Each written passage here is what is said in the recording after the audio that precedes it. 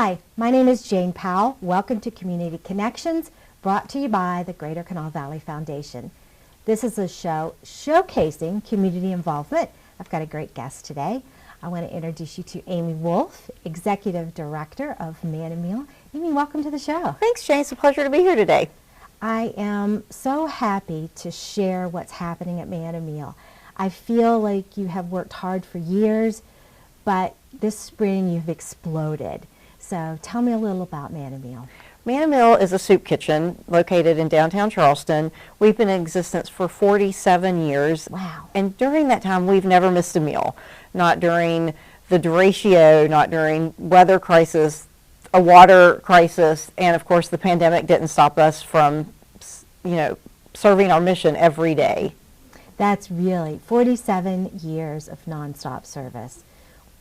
The community is very thankful for that. So you don't just serve meals. There's so much more to Manna Meal, and that's what I want to talk about today. But let's first start with how it started and what the basic function is. You have a dining room. Yes. So 47 years ago, Reverend Jim Lewis, is our founding father, was walking out of St. John's, where he was the rector at the time, and a man approached him that he was hungry, and Reverend Lewis literally brought him inside and made him a bowl of soup and a peanut butter and jelly sandwich. And from that encounter, the fabric of social services in Charleston was changed forever. And we serve 7 days a week.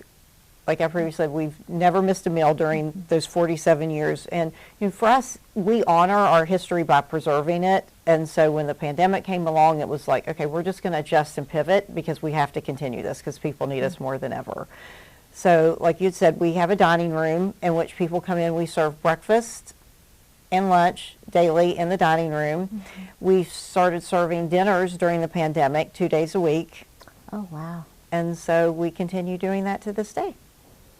So just serving, okay, so we know when we have company and we're doing a little more than usual, that's grocery shopping, that's all the prep work that goes into it, serving it, cleaning it up, that takes a lot of volunteers. Yes, and we're very fortunate. The community is so gracious to us with their time and their efforts, and we have an army of volunteers that really enjoy coming.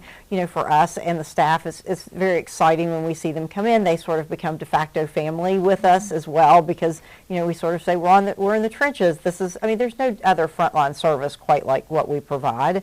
And being able to give back to your community is very meaningful for so many people that come through our doors. I know when I have been in the kitchen, there's music playing, there's laughter, people are happy, and I think that carries forward to the service, that the clients you're serving feel that, and it is a very respectful place.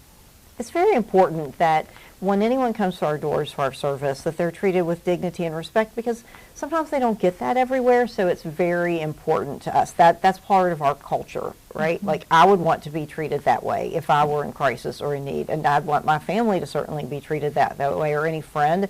It's human dignity 101, right? And so we really pride ourselves on providing that to individuals, and sometimes we're all having a bad day, and a smile and a kind word can really change the course of that direction of that day, in that snippet of time anyway. Yeah, it sure can.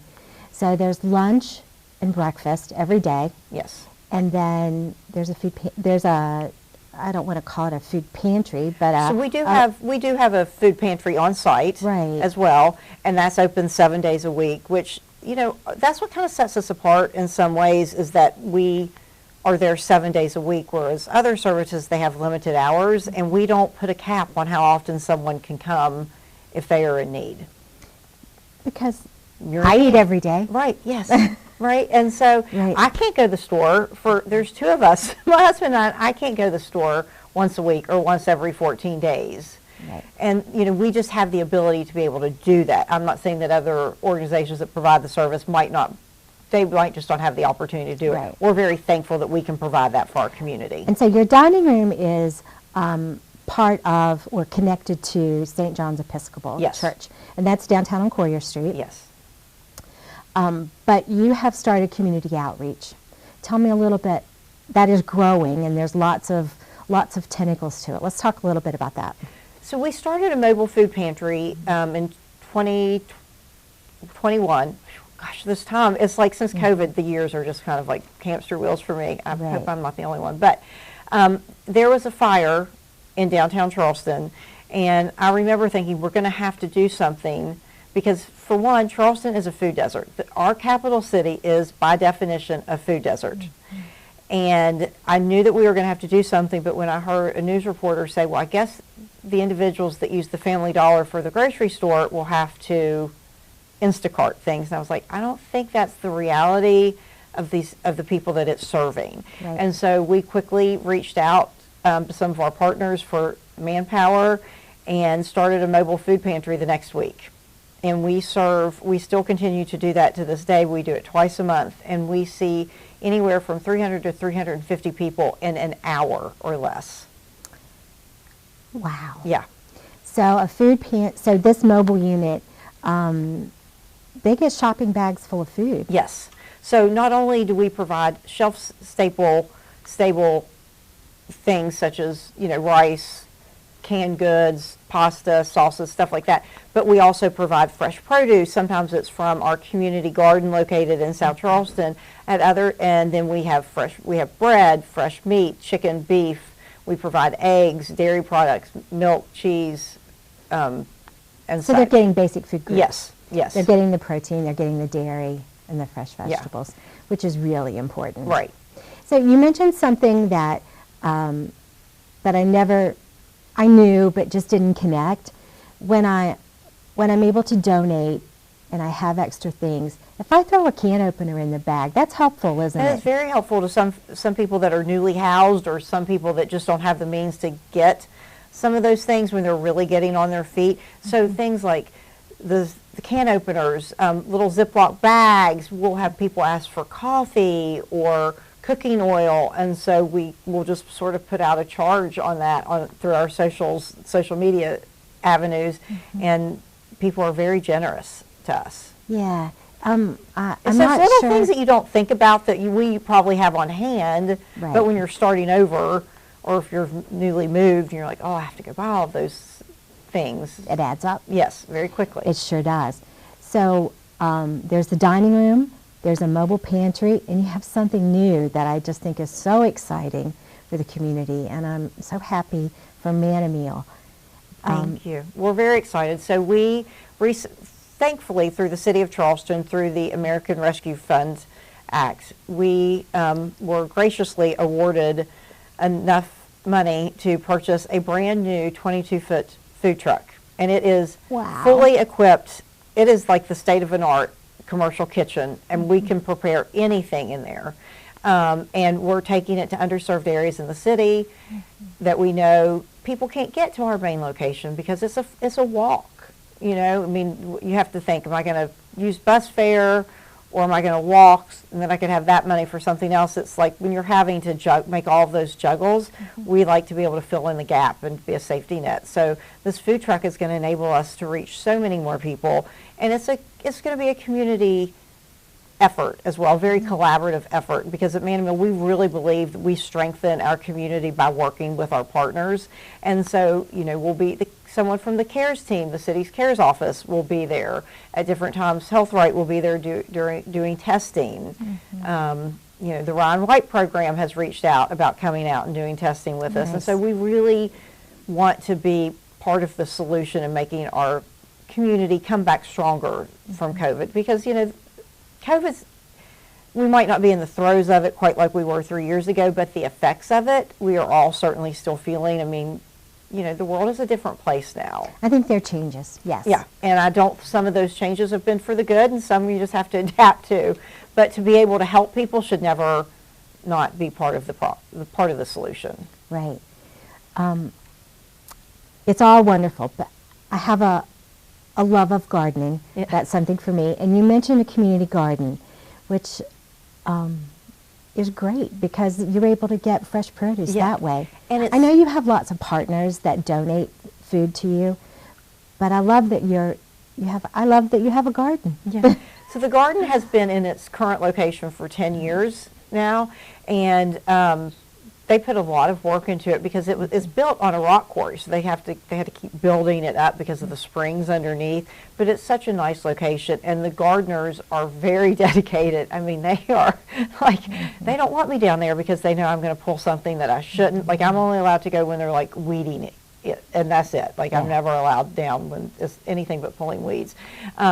But they do a lovely job, and it provides us with thousands of pounds of produce that we use to supplement in our kitchen or our food pantry or the mobile food pantry or the mobile kitchen or the food truck. You know, it's just we utilize everything that comes through our doors to the best of our ability. But it's so lovely when you see all this fresh organic produce come through and to know that we're giving back to the community that way. Yeah, I just think that's really great.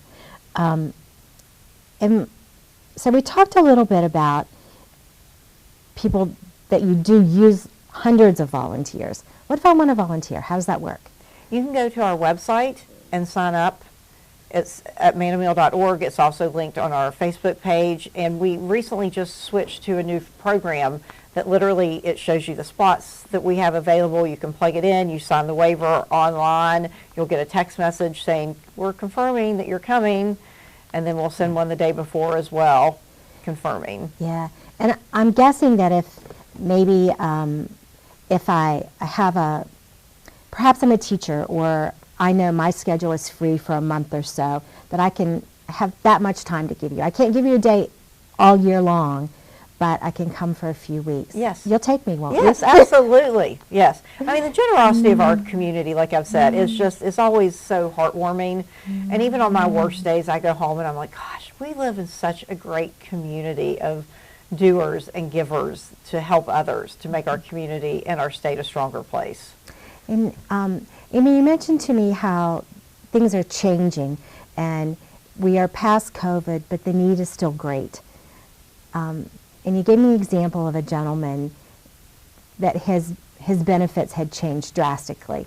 So I think all social services are very important, and we have to remember people are trying, but they just need a little additional help. Right. I always look at it as a hand up and not a hand out, because people have had, you know, like you said, drastic changes. I mean, this particular person, as of March 1st, SNAP benefits went back to pre-COVID amounts. So it went from $288 down to $42 a month. Now that's a single person, but I could not supplement, I don't think, my grocery bill with $42. It would be very difficult to do. I challenge anyone to try, and that's where we come in as that lifeline to be able to help have people make meet-ins so they're not, say, do I take my rent money and not pay off my rent? Do I not get all my medication, or do I not make a car payment? Like, you know, we want people to be as self-sufficient as possible, and that's where we like to think that we can bridge a gap.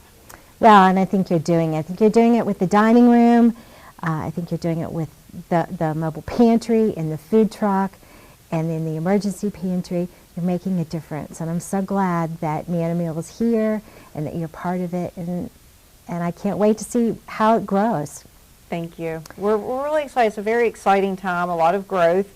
And, you know, we're just fortunate to be able to step up and help our community. Yeah. So if people want to donate time or money or pantry items, they can do that. I'm sure they can stop by St. John's Episcopal Church, or the website is mannameal.org. And I believe we have a phone number on screen that they can call, and I guess you'll take it any way you can get it. Yes, yes. Thank you so much for being here today. It's been my pleasure. Thank you. This has been Community Connections, brought to you by the Greater Kanawha Valley Foundation. We'll see you next time.